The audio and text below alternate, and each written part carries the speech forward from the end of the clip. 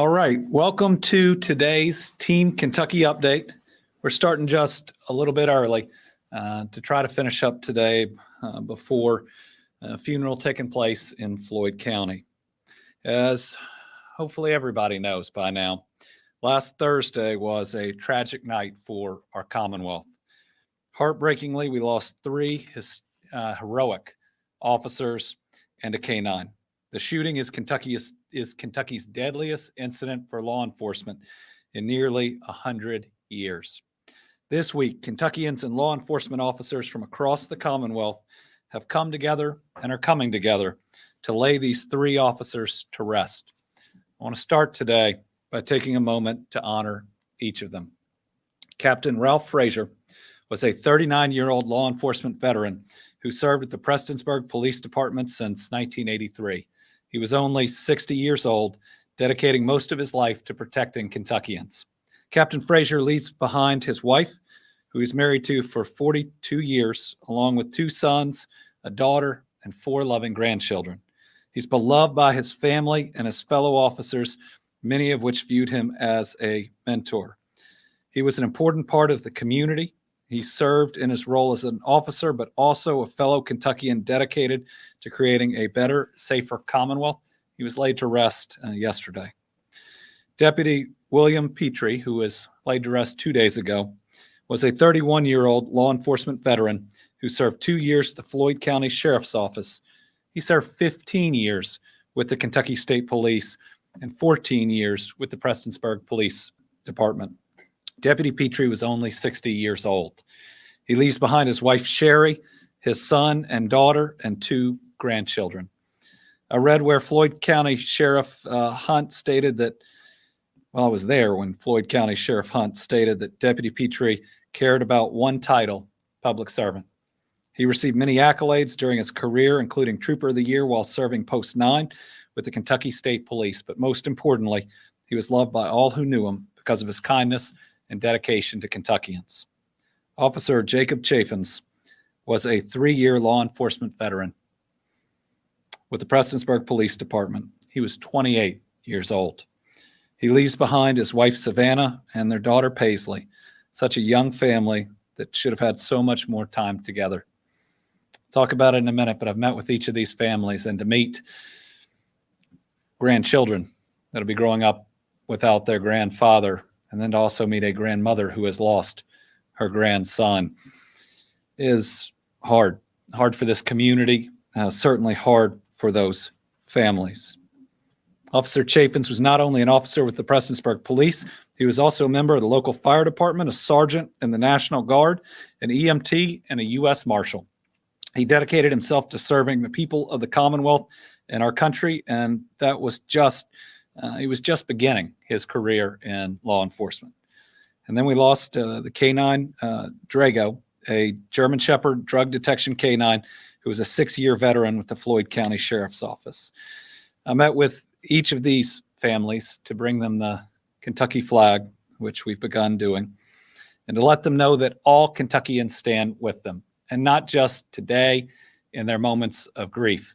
But our commitment and that community's commitment, the state's commitment, is to be with those families, especially with kids and grandkids who have lost their parent or grandparents, to ensure that we provide for them and stand with them and support them, not just today and next week, but next year and for the next decade. All law enforcement is hurting.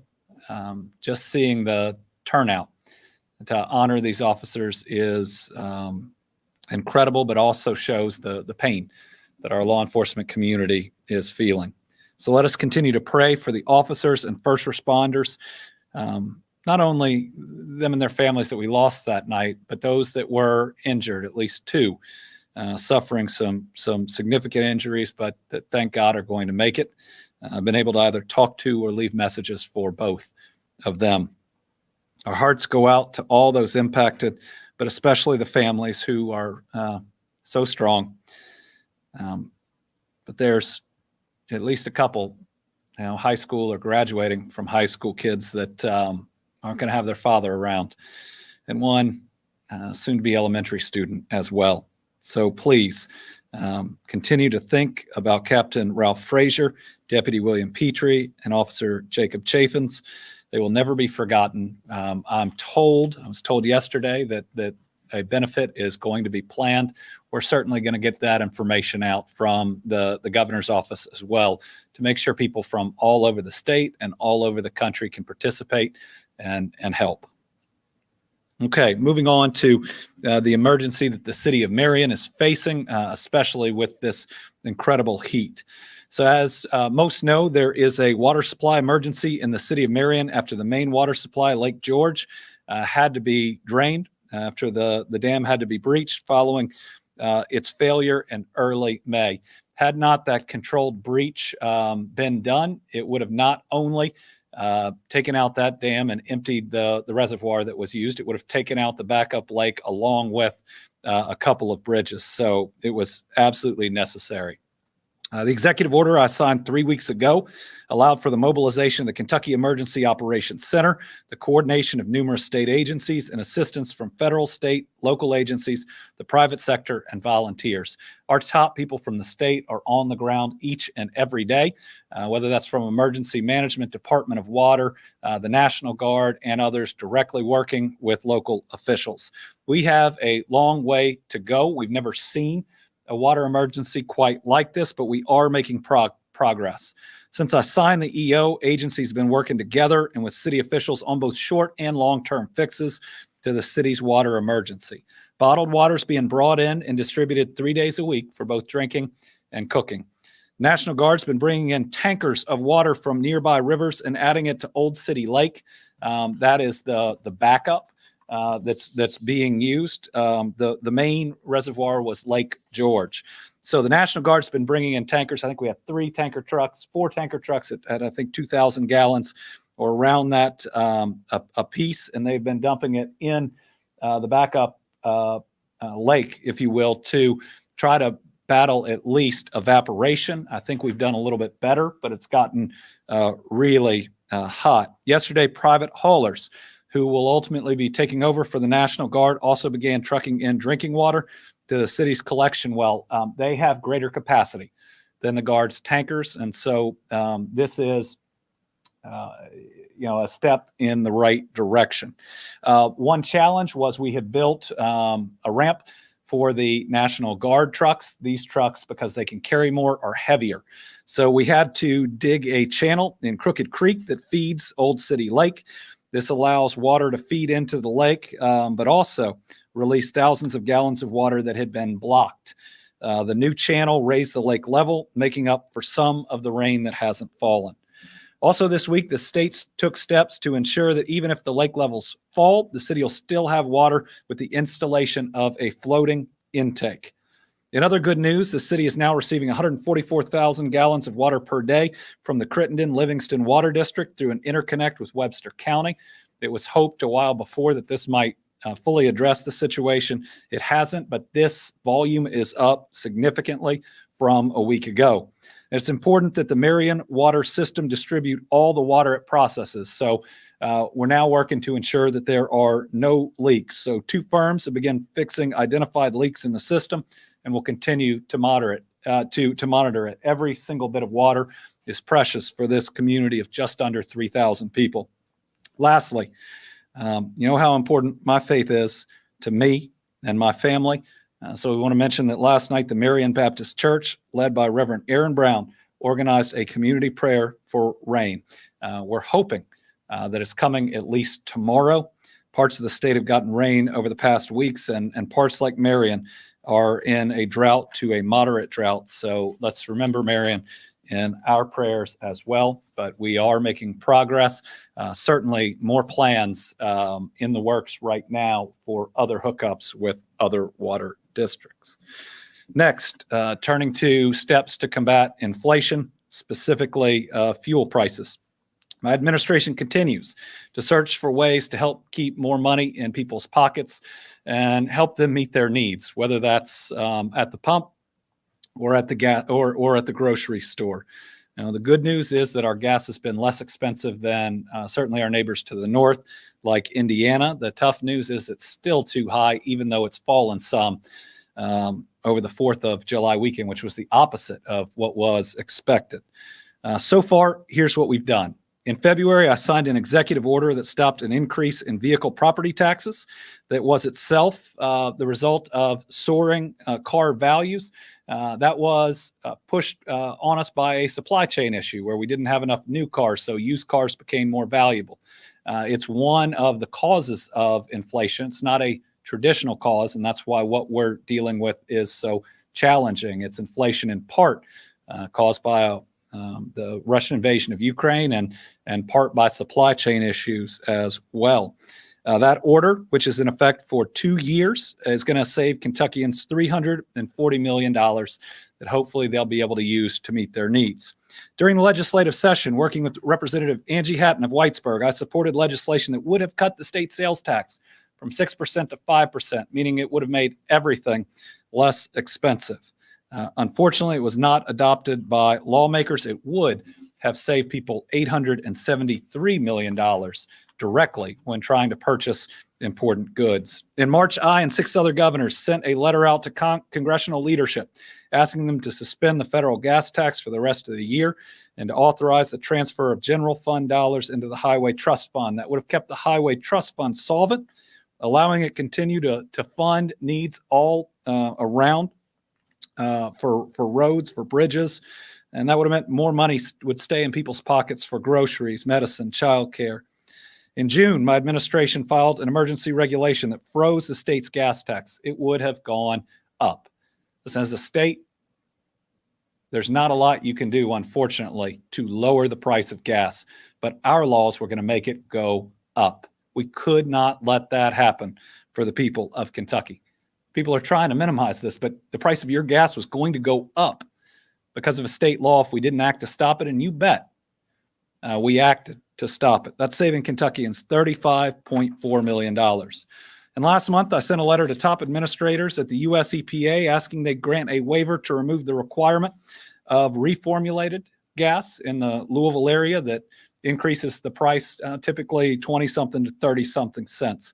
The EPA has said no, but only no for now, and is watching the situation. I also declared a state of emergency and activated the state price gouging laws in regards to gas prices. With this additional state of emergency in place, consumers in the Commonwealth can report grossly overpriced gasoline and motor fuels to the Office of Attorney General, who should hold offenders accountable. So today I want to let you know one more step that we have taken since the last time we were here. Last week, I sent a letter to the Environmental Protection Agency administrator asking the agency to issue a waiver allowing for the use of butane as an additive blend for gasoline. I want to note that last month, in an effort to bring down the overall cost of gas, the agency issued a similar waiver that increased the amount of ethanol that can be blended in gasoline. And we do appreciate that effort, but there are a couple of issues. First, ethanol blend is only available in 1.5% of fueling stations across the U.S., so it doesn't help with a lot of stations. And second, any increase in the price of corn over the summer will quickly erode any savings. But butane has historically been relied upon as a cost-effective way to blend gasoline during periods of supply disruption.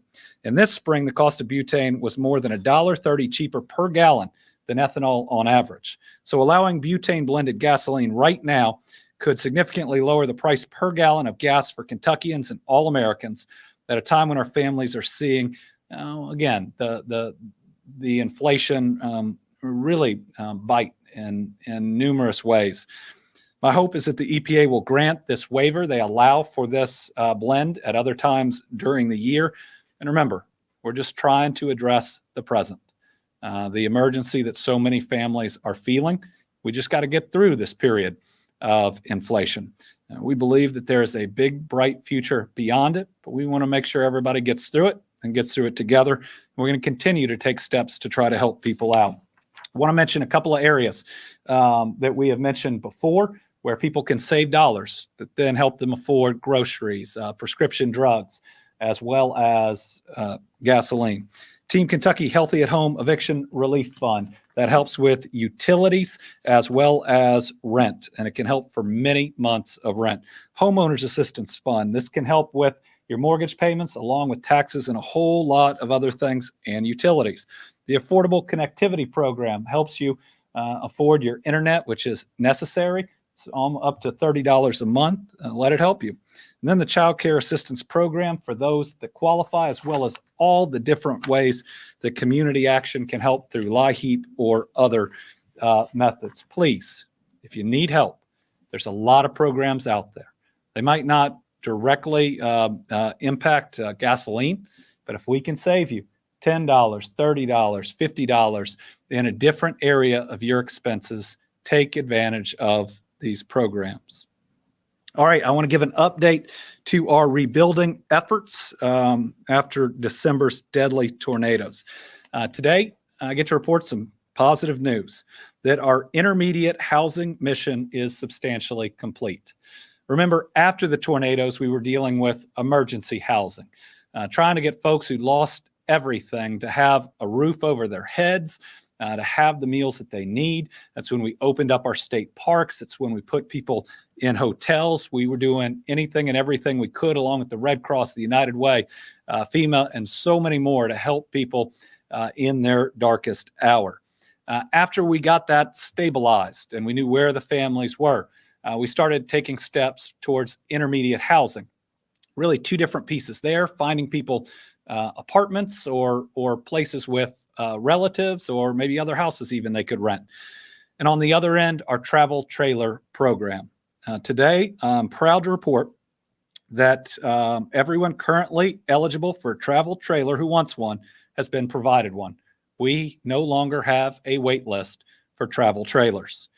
And it's been 7+ months since that tornado event, and this is always and was always going to be a several-year rebuilding process. But to be able to move from emergency housing to now intermediate housing means that we have really stabilized the living situation, even though difficult. You know, if you've lost your house, it's difficult. Certainly a lot more stability now as we are rebuilding. All right, another positive update on the Team Western Kentucky Tornado Relief Fund. As you know, to date, more than 150,000 individuals and organizations from all over the world contributed to the fund. We raised over $52 million. That is above and beyond the aid that folks have gotten from FEMA, from the Red Cross, from the SAFE Fund. And to date, nearly $30 million of this has been committed to individual Kentuckians and their families. Now, we paid for everybody's funeral so we could grieve together. We paid for everyone who had insurance. We were able to pay their deductible for the claims that they made. We were able to send out payments above and beyond the FEMA amount for the uninsured renters and homeowners that qualified with FEMA. And we provided over $16 million to build 300 homes with Homes for Hope, Habitat for Humanity, and the Fuller Center on Housing. I think it was last week or the week before, we announced the Graves County Grain Assistance Program. This was for farmers in the area, not just in Graves County, that used a local granary. With that granary almost completely destroyed, their costs of transporting their grain went up significantly. They've got to basically get it to the river now to another facility that raises their costs significantly. Since early May, this was a $3.25 million program. I'm here today to say we're opening it up to be larger than that. It provides about 50 cents a bushel to these family farmers, and we've already had more than 100 local farmers apply. Our guess is it's going to be somewhere between $4.5 and $6 million that we ultimately provide to these farmers, but a good program that is helping. The feedback we're getting is working, and we're pleased to be able to offer additional dollars to help these family farms persist. Now, farming is so critical to this area. Many of these farms have been in people's families for decades, if not longer, and this bit of assistance is hopefully going to make getting to that point where the granary is reconstructed a little bit easier.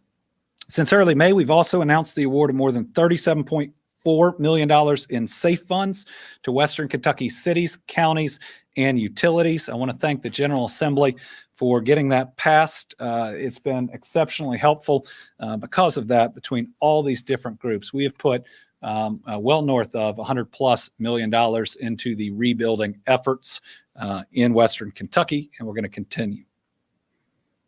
So on hopefully a piece of joyful news for those families that were impacted.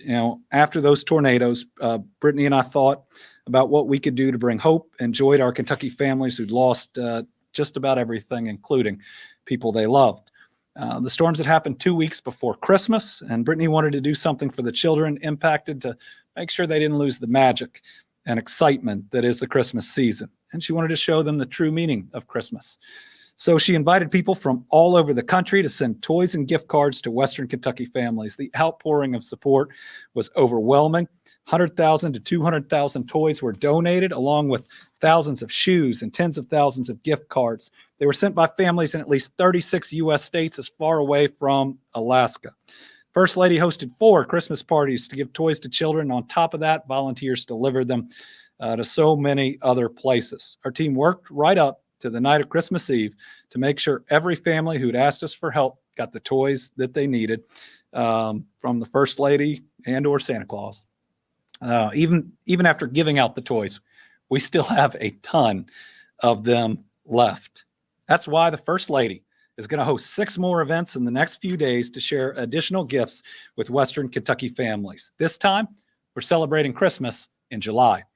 It's a way to remind all of Team Kentucky the true meaning of Christmas again now during the summer season as Western Kentucky continues to rebuild and recover. The events will include another special visit from Santa Claus, food, gifts for teens, and of course, toys for the kids. So we're inviting families directly that were impacted by the tornadoes to join me and the First Lady at these July parties.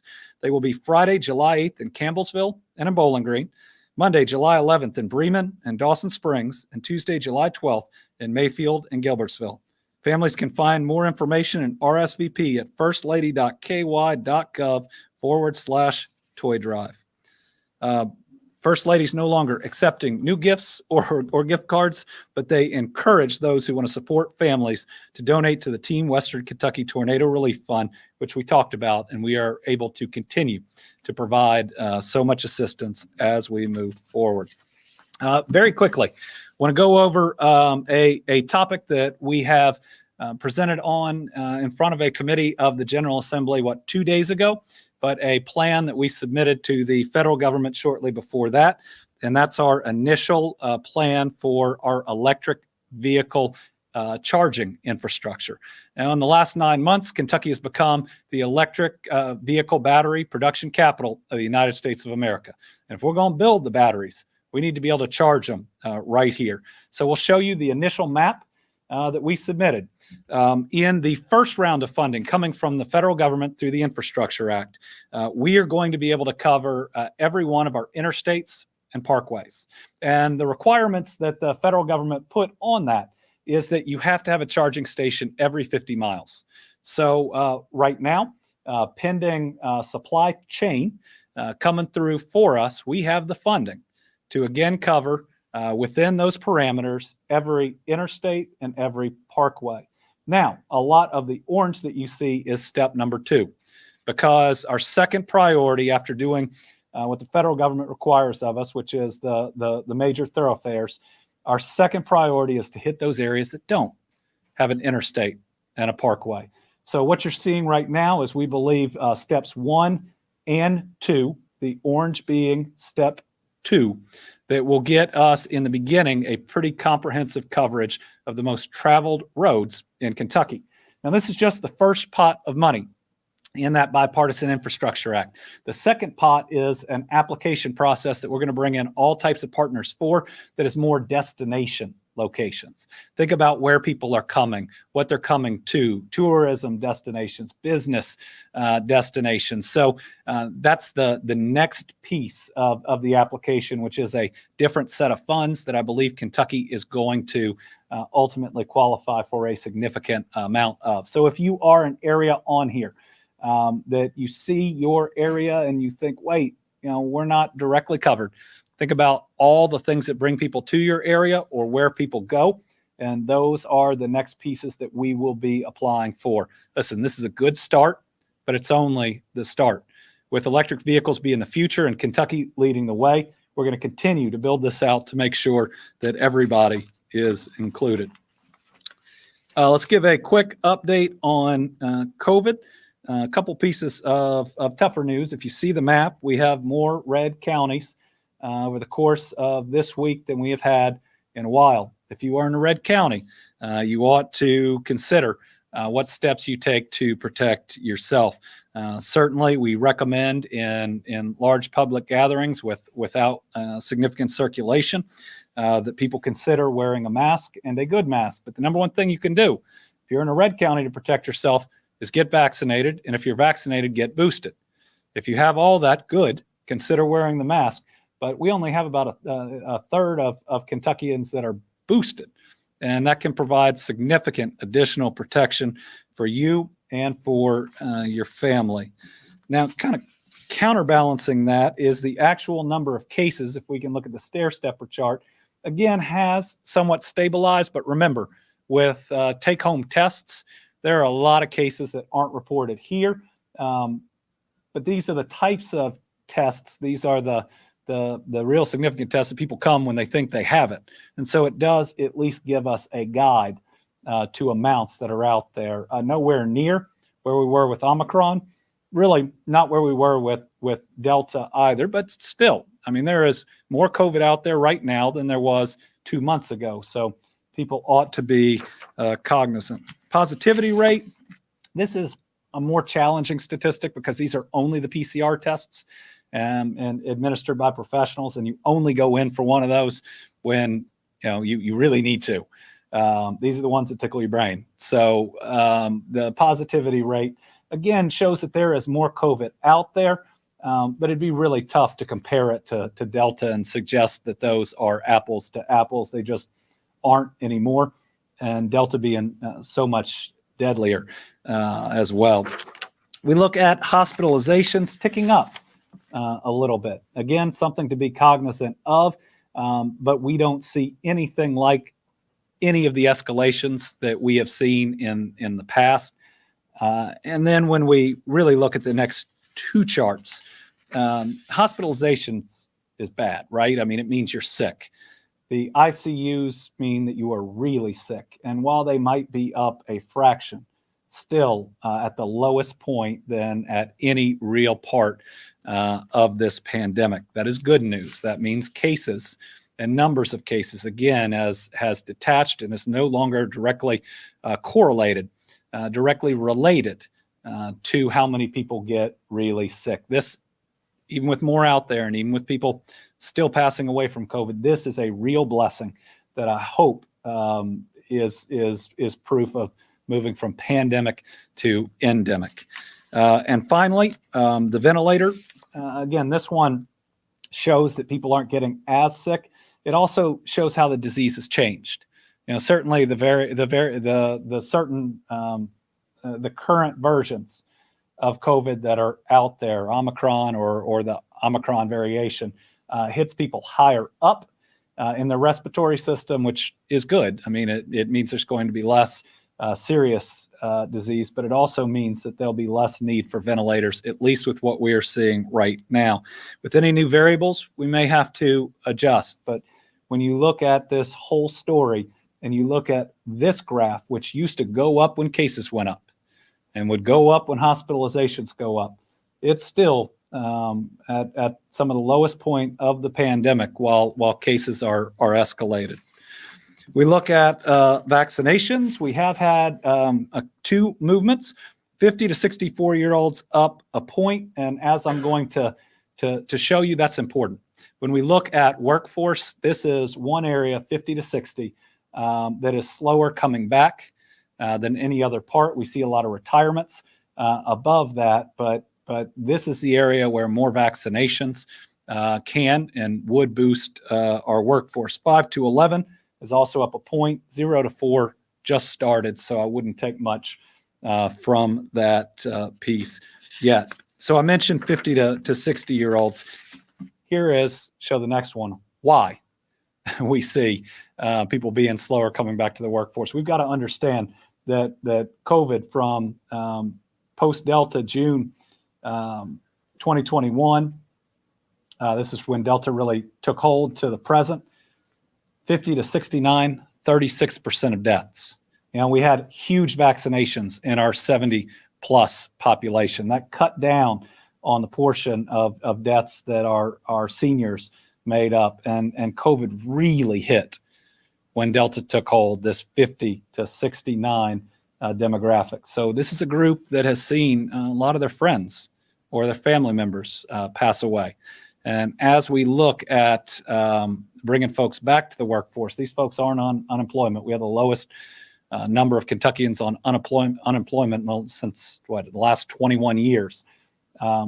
These are folks that are trying to get comfortable with coming back into the workforce because of COVID and because of the trauma of what they and others have gone through, but certainly the loss that they have seen. With the loss of officers and wanting to move a little quicker because of a funeral coming up, we don't have a Team Kentucky All-Star today, but certainly to all of our law enforcement, know that we love you, we appreciate you, and we want you to stay safe. We'll open it up to questions. For the first time, we got 2 latex and not just one. We'll start with Tom. Okay, thank you, Governor. Good afternoon. On the getting Marion's water supply back up to snuff, is there any work underway right now that you're aware of, or the process underway to rebuild that levee so that the lake can still be used again? So they're certainly looking at ways ultimately to try to repair Lake George. But the hookups to other water systems, in the very least, to add redundancy is necessary. We talk about regional water systems, and the steps to get there can sometimes hurt a little bit. I mean, the infrastructure that's required, if it's passed on to ratepayers, can be a little bit painful. But when you are not connected to other systems and you have a catastrophic failure, without that redundancy, we're placed in this situation. So, we certainly have the Webster County hookup, which we thought originally, they thought that the pressure would be better and there'd be a lot more water, and there wasn't. We are now evaluating a hookup with Sturgis, which could provide a lot more water too. And we need to look at if these are working at for the very least redundancy, trying to look at permanency in them. And that's different. I mean, this is a city, I get, that has owned its water system, and it's hard if you think about what the future might be, but we've got to look at all of those options. And I know the number one thing that anybody wants there is this never to happen again. But I do feel like we are in a better place today than we were 3 weeks ago. The countervailing, the really concerning thing being the heat, just how hot it is. Carolina. On the topic of the officer deaths, you said that's the deadliest incident we've had in nearly 100 years here in Kentucky. What's your message to those communities specifically, and other law enforcement families across Kentucky who are a bit shaken up by this situation? Well, the first thing is that we love them and we support them. I think that everybody who goes into law enforcement comes to some type of terms that this might be a possibility. They do dangerous work. To protect the public, they put themselves in harm's way. I think the number one thing we can assure them first is that we're going to be there for their families. We're going to absolutely be there for them in the worst of the worst situations. But the second thing that we can do is say we're going to learn from any and every difficult or deadly incident. What can we do in the future, whether that's ensuring communications equipment works together, whether that's looking at different policies or procedures about how we deal with a situation like this. I hope that we can make the next group of officers and troopers and deputies that go into any situation remotely like this a little bit safer, so they know both what they're going into and the most effective response. This is a person who committed an act of pure evil that was waiting stockpiling to, I believe, kill as many people as he could. So this person will never get out of prison.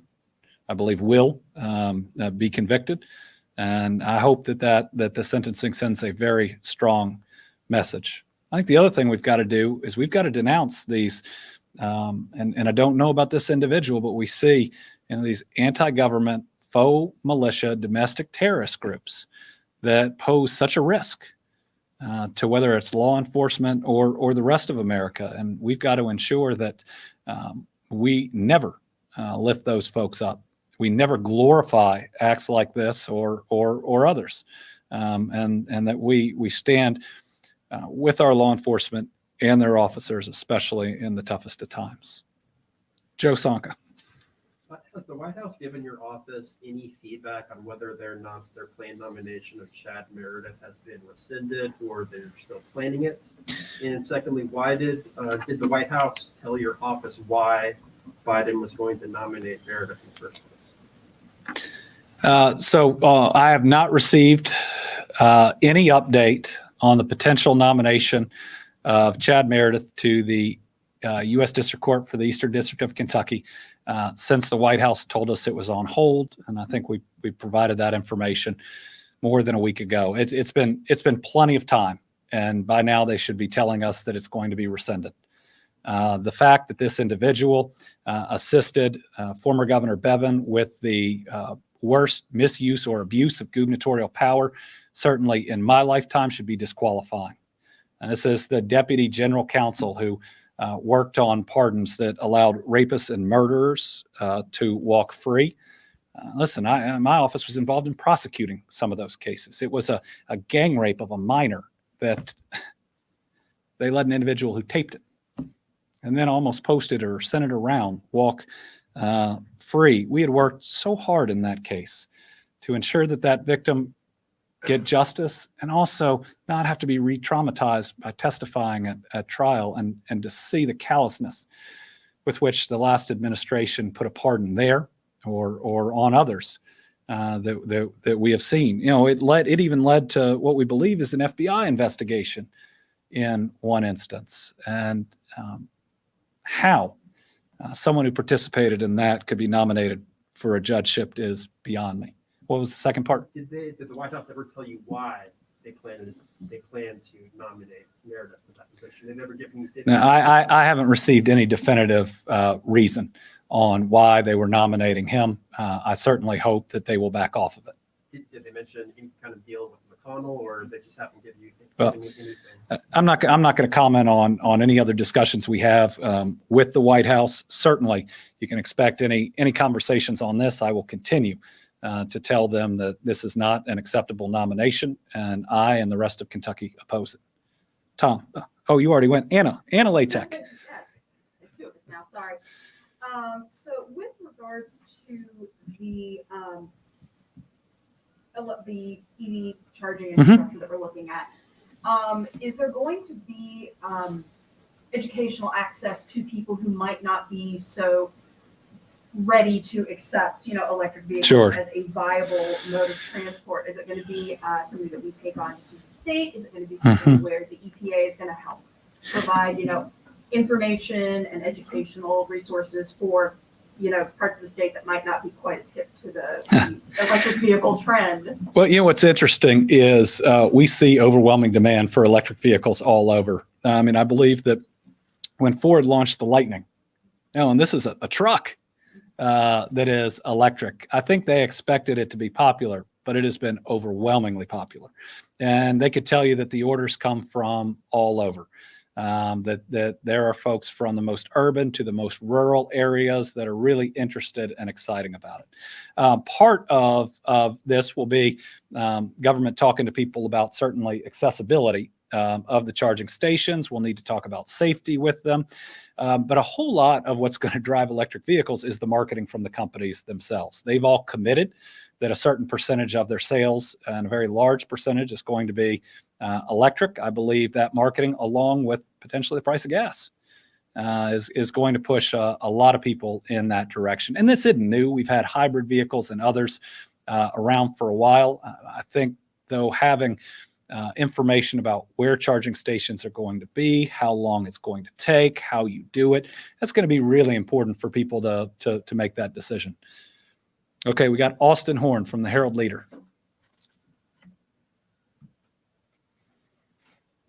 Thank you, Governor. Just had a couple abortion questions for you. One, you've been really critical of the trigger law. I know it's tied up in court right now, but if it gets upheld, what's the game plan to actually combat the law? Do you plan to work with Democrats and maybe sympathetic Republicans to change anything next session? And two, what's your stance on the upcoming abortion-related constitutional amendment that's going to be on the ballot? The trigger law is one of the most extreme and extremist laws that I've seen in the country. It has no exceptions. Therefore, there are no options for victims of rape and incest or severe complications that don't put the life of the mother at issue and could result in some very difficult situations that I think most Kentuckians would say that people should have options for. I mean, the fact that the trigger law doesn't include an exception for people who are attacked, sexually assaulted, and bear no responsibility whatsoever for what has happened to them. Not giving them options, I believe, is wrong. If it goes into effect, we'll have to look at what's possible. But listen, I'm a realist. There was an amendment in both the Senate and in the House that got a roll call vote where people said, wait a minute, let's have, I think it was on HB3 and others, exceptions for victims of rape and incest. I think it failed the Senate 26-9 or something close to that. And it overwhelmingly failed the House. So to provide that type of exception, just reasonable options that I think most Kentuckians agree on, may take different members of the General Assembly or at least a change of heart by a whole lot of them. Listen, most people in this state, though they feel passionately about this issue, even in different ways, agree that a 12 or 13-year-old girl assaulted and impregnated by a family member should have options, and that trigger law leaves them none. On the second piece, I oppose the constitutional amendment. Josh James, WUKY. Thank you, Governor. Kind of taking a broader view of all of these weather-related stories with heat records being broken, the extreme weather we're seeing, like the December tornadoes.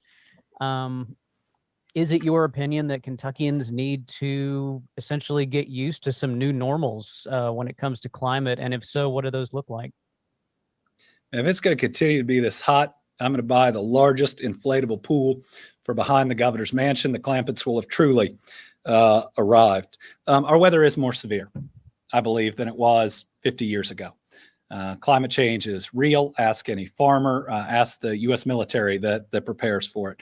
And we already have an amount of climate change that is baked in, that means hotter summers and sometimes colder winters. I'm not sure that we truly understand exactly all the impacts of it. And sometimes I think we speculate for major weather events, whether it's caused by it or not. In those instances, I choose to be there for the families and leave that speculation to other people.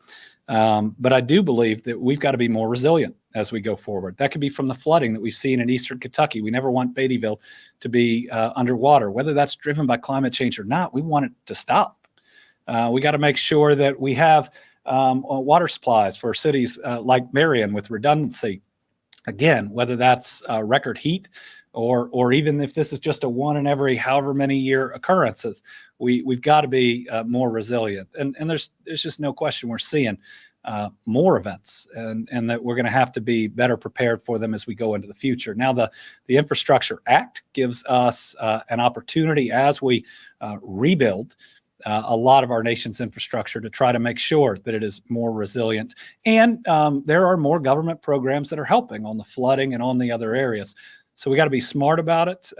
But, again, people might argue about the reasons. We can all agree that more resilient infrastructure that protects our people better is a good thing. Melissa Patrick, Kentucky Health News. Hi, Governor. So on the abortion issue, your most recent comments focus on the extremist position of not allowing abortions for rape and incest in the trigger law. But in the past, I believe your position has been more broadly that you supported Roe versus Wade, which before it was overturned, protected the right for anyone to have an abortion or to choose an abortion. Is that still your position? And if it's not, what is your current position on who should be allowed access to an abortion? So I believe Roe v. Wade had it generally right. And that's not that everybody can get a procedure at any time. It's not that at all. It's that this ultimately should be a rare but safe and legal procedure that there are reasonable restrictions that can be placed on it. You know, I've always been against what people call a late term abortion. And so where Roe was to say, let's make sure that we don't have people undergoing, real harm with an illicit procedure. But let's make sure that we are able to put in reasonable restrictions that can change as science changes as well. It was more of a balance, which I believe a lot, if not most of the world is. And I still think that generally had it right. Now, were there fierce arguments on what is or is not a reasonable restriction? Sure. But at the same time, that this is where we are now is something totally different. Now, people can debate that position, but that's not where the legislature has put Kentucky. Kentucky is in an extremist position if the trigger law goes into effect, where even victims of rape and incest have zero options, and that's wrong. So where most Kentuckians are and where they can agree is right now an area that this legislature would still ban, and that's giving those that have been violently sexually assaulted options when what they're dealing with is through no fault of their own. All right, everybody, please pray for those 3 fallen officers. I believe the funeral of the third has just started. You got a real young family. They're real special people, but they're going to need your help and your support, whether you know them or don't. Figure out ways, even if it's just a smile or a thank you to law enforcement in your community. They all need to be lifted up a little bit today. Thanks.